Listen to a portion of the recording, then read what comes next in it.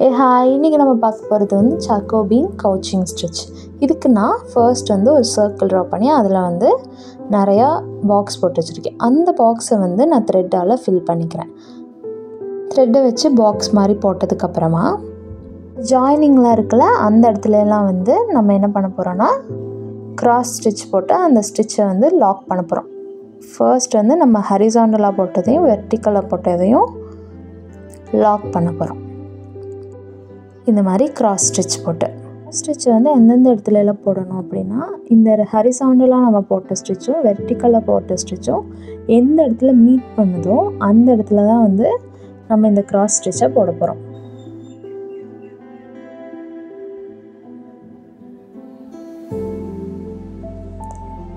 இந்த ஃபுல்லாக நம்ம எந்தெந்த இடத்துலலாம் 2 ஸ்டிச்சும் மீட் பண்ணுதோ அந்த இடத்துலலாம் வந்து நான் ஃபுல்லாக கிராஸ் ஸ்டிச்சு நம்ம போட போகிறோம்.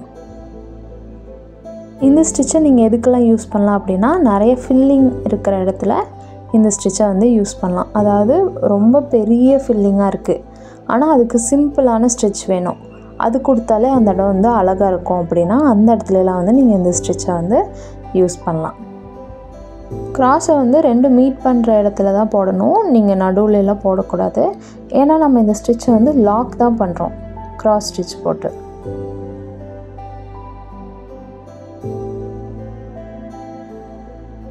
ரொம்ப ஈஸியான ஸ்டிச் தான். இதை நீங்கள் ஃபினிஷ் பண்ணிவிட்டு எனக்கு அசைன்மெண்ட்டாக உங்களுக்கு என்ன அசைன்மெண்ட் தோணுதோ அதை ஃபினிஷ் பண்ணிவிட்டு எனக்கு அனுப்பிச்சிடுங்க. பாய்.